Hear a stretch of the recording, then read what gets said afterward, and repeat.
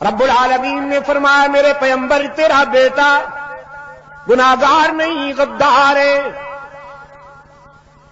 لا تسألنی ما لیس لک بہ علم، جس راز کا پتہ نہیں لب کشائی مت کیجیے، بس دیکھتے جائیے میں اپنے غدار کے ساتھ کیا کرتا ہوں. الہ العالمین باپ ہونے کے ناطے سے اپنے بیٹے کو ہلاک ہوتا دیکھوں اور چپ رہوں، بات تو بڑی عجیب ہے. رب العالمین نے فرمایا انی اعوذک ان تکون من الجاہلین. میرے پیغمبر تیرا بیٹا ہے اور پدری محبت جوش میں ہے، لیکن میری غیرت بھی تو جوش میں ہے. میں سب کو معاف کرتا ہوں مگر مشرک کو معاف نہیں کیا کرتا. تو آپ کے لیے میری آخری بات، انی اعوذک ان تکون من الجاہلین. شرک کرنے والے بیٹے کے لیے دوبارہ درخواست نہ کیجیے گا معافی کی. میرے روکنے کے باوجود اگر آپ نے اس کی بخشش کے لیے دوبارہ درخواست کی تو آپ بھی میری ناراضگی کا نشانہ بنیں گے. نبوت چھین کر آپ کو بھی اسی گروپ میں کھڑا کر سکتا ہوں. ان تکون من الجاہل، اتنی بڑی تنبیہ ہے. کوئی باپ اپنے بیٹے سے کہے نا گولی سے اڑا دوں گا، یہ بھی اتنی بڑی تنبیہ نہیں ہے جو پیغمبر کے لیے یہ تنبیہ دردناک ہے. نوح علیہ الصلوۃ والسلام کانپ اٹھتے ہیں، فرمایا انی اعوذ بک ان اسألک ما لیس لی بہ علم. الہ العالمین ایک بیٹا تو کیا ایسے کئی بیٹے ہلاک ہو جائیں لیکن میں کبھی تیری نافرمانی تو نہیں کر سکتا. میں تیری ناراضگی سے پناہ مانگتا ہوں، اب بھی پناہ مانگتا ہوں اور آئندہ بھی پناہ مانگتا رہوں گا.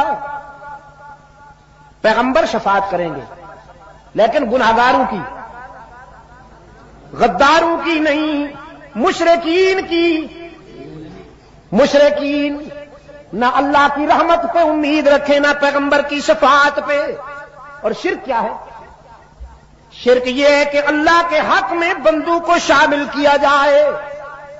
سجدہ کس کا حق ہے؟ اونچی آواز سے، سجدہ کس کا حق ہے؟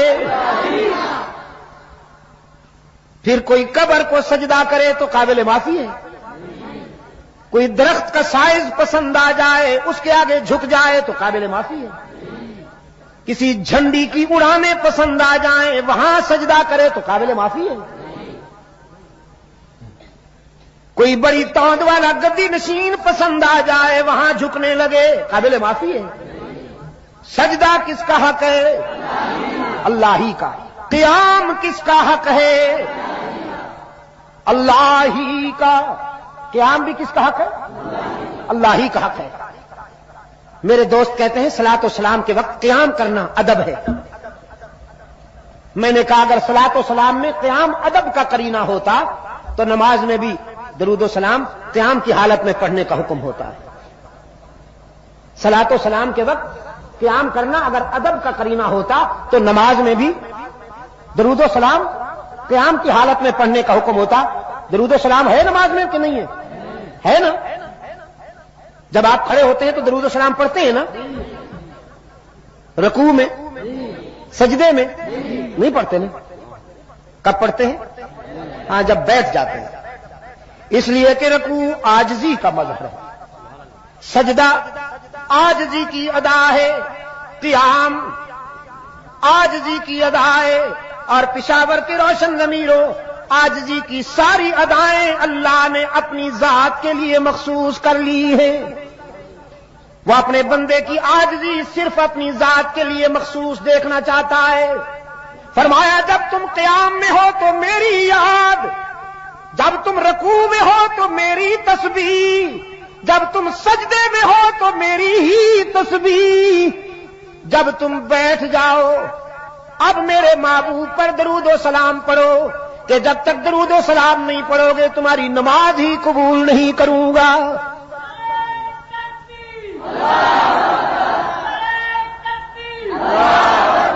درود و سلام تو ضروری ہے لیکن قیام کی حالت میں یا قعود کی حالت میں. مولوی صاحب منوانا چاہتا ہے اس کے رسول کے دعوے کے ساتھ کہ قیام ادب کا قرینہ ہے. قیام کس کا حق ہے؟ رکوع کس کا حق ہے؟ سجدہ کس کا حق ہے؟ مشکل کشائی کس کا حق ہے؟ حاجت روائی کس کا حق ہے؟ مصائب دور کرنے والا کون؟ رزق عطا کرنے والا کون؟ اولاد کس سے مانگی جائے؟ اللہ ہی سے مانگی جائے نا. یہ کہتا نہیں بیٹیاں اللہ دیتا ہے بیٹے پیر صاحب دیتے ہیں.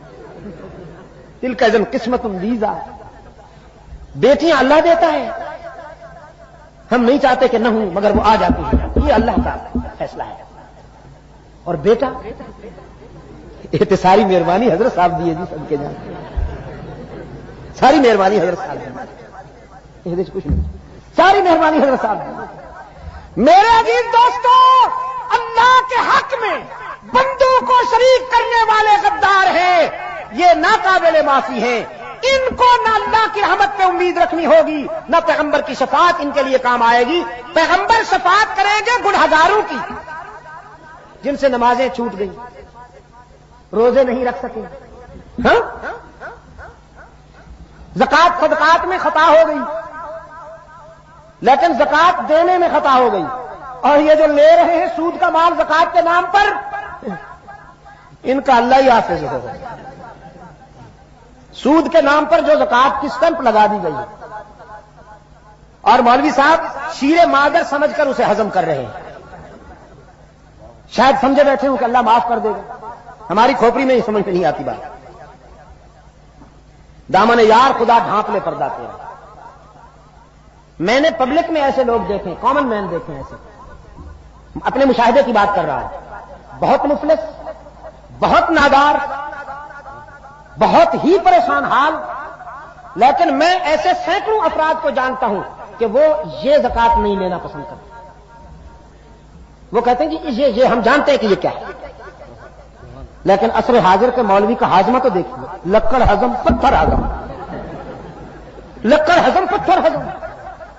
لاؤ صحیح مال چاہے کیسا ہی کیوں نہ ہو ہضم ہم کر کے دکھائیں گے. خطائیں معاف ہوگی خطائیں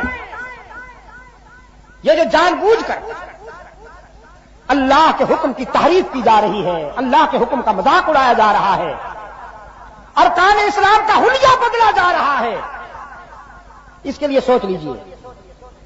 اللہ ہمارے حال پر رحم فرمائے. رب العالمین نے فرمایا میرے پیغمبر